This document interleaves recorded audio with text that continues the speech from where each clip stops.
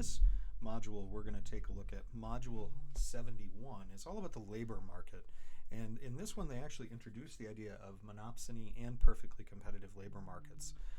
But what I do that in classes over the course of a couple of days.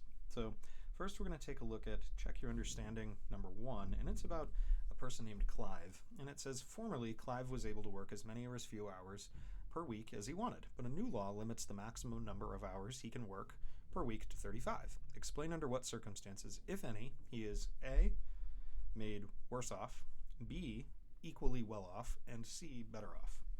So he's worse off if he used to work more than 35 hours. Because now he's basically being capped if he used to work greater than 35 hours.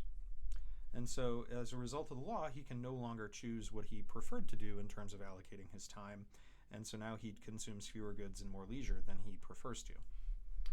For B, he would be equally well off if he preferred or if he used to work, we'll say, less than or equal to 35 hours. If he used to work less than or equal to 35 hours, because then it would not change how much he actually works. And in no circumstance, never can he be made better off, because A and B are the only two possibilities. Like, you're either equal to 35 hours beforehand, or you're less than it, or you're greater than it, in which case you're equally the same, or you're worse off. So, because this is not allowing for any other circumstance here. Number 2 says, explain in terms of the income and substitution effects how a fall in Clive's wage rate will induce him to work more than before. So the income effect basically says income, right? And this is just kind of from the text here. The income effect says that you will increase your quantity supplied of labor, to, in effect, you would do that to increase your income. And the substitution effect, right, says that when you increase your quantity supplied of labor, it reduces your quantity of leisure.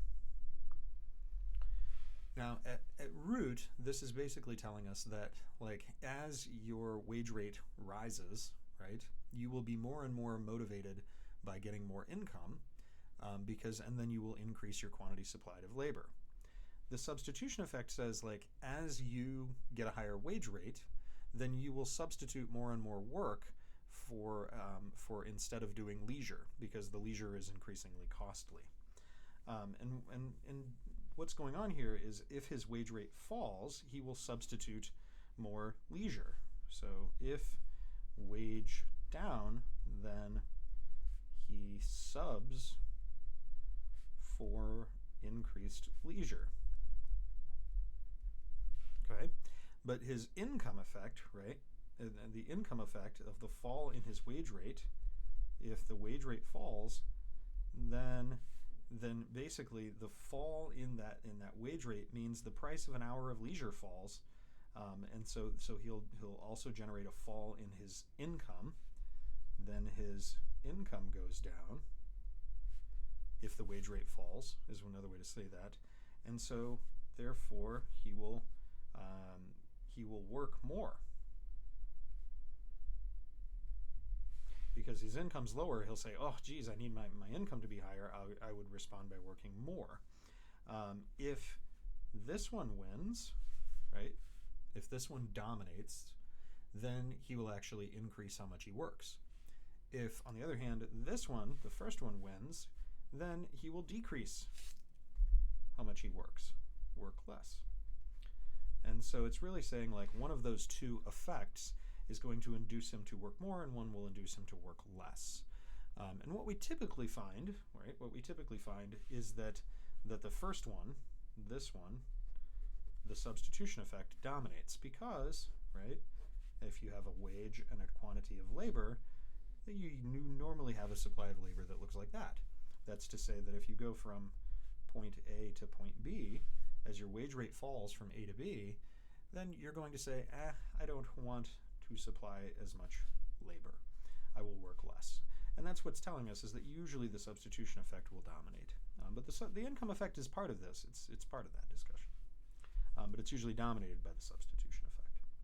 Let's take a look at those multiple choice questions. Question number 1, which of the following is necessarily true if you work more when your wage rate increases? And if that isn't necessarily true, right, we're talking about the substitution effect here.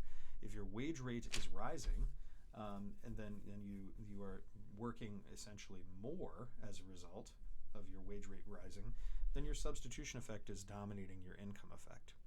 So the correct answer is D for that one. And it kind of goes back into this discussion of like, imagine if we flipped this problem around, right? If the wage rate rises, you work less, because in this case, at a certain point, that if you remember from class, we had that little hook. If at a certain point it hooks back, and in this range, the income effect dominates, because it's saying, hey, your wage keeps rising, but you're actually reducing the quantity that you work. You're reducing that quantity that you work. But in most of the range, as your wage rises, you increase the quantity that you work. And so we'd say that this is where the substitution effect dominates. And so this problem is saying basically what happens if you work more as your wage rate decreases. Oh, sorry, I can't read. This one is, number 1 is saying what's necessarily true if you work more when your wage rate increases. This is substitution effect. Number 2 says which of the following will cause you to work more as your wage rate decreases. So working more as your wage rate decreases would be like saying you're moving from point A to point B, from A to B. As your wage rate falls, you're going to increase the quantity that you worked. That would be in the income effect range, and that's I, so A. Number 3, what will shift the labor supply curve to the right? You decrease in women participating? No. Decrease population? No. An increase in wealth? No. Actually, that would actually decrease the labor supply curve.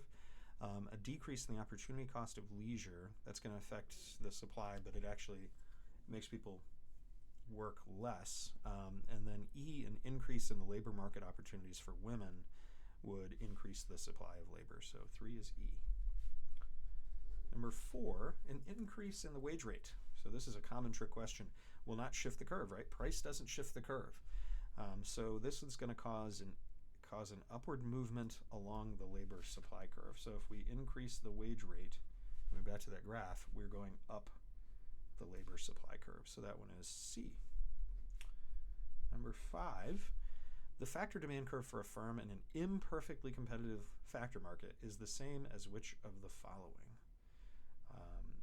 That one's the same. It doesn't matter if it's imperfectly competitive or not. And the MRP is always going to equal the demand for whatever the factor is. In this case, it doesn't matter what it is, so it's D. We know that in an imperfectly competitive factor market, that the supply does not equal the MFC anymore. That is true, but these are always true for both perfect and non-perfect. So now let's take a look at the free response question. Question number 2. FRQ. Number 2. Maggie's Pizza hires delivery drivers from a perfectly competitive labor market. Draw correctly labeled side-by-side graphs of delivery supply and demand for the pizzeria and the entire delivery driver market. And on your graphs, show how an increase in supply will affect the equilibrium wage and the number of drivers hired, both by Maggie's Pizza and in the driver market as a whole. So we're going to do 2 graphs side by side. And we'll do the market and the firm. And wage, quantity labor, demand, and supply. And we know that this is like the W star equilibrium, Q star equilibrium, and that sets the MFC, or the firm's demand curve for labor. Or sorry, the firm's supply curve for labor. I'm getting in an old habit there. The firm has an MRP that is equal to their demand for the labor, and we'll have an equilibrium QF star. So, and this just tells us this is how many workers the firm hires, this is the market number of drivers hired, and the market wage. And that the firm has to pay that market wage, W star. Now, on the graph, show how an increase in the supply of drivers would affect the wage and the number of drivers hired both in the market and by the pizzeria. So, an increase in supply, right? Supply shifts to the right, okay? And so then we've got a new quantity in the market, increase quantity, and a lower wage. But what's that going to do over here? Well, over here, it's just going to shift MFC down. MFC down.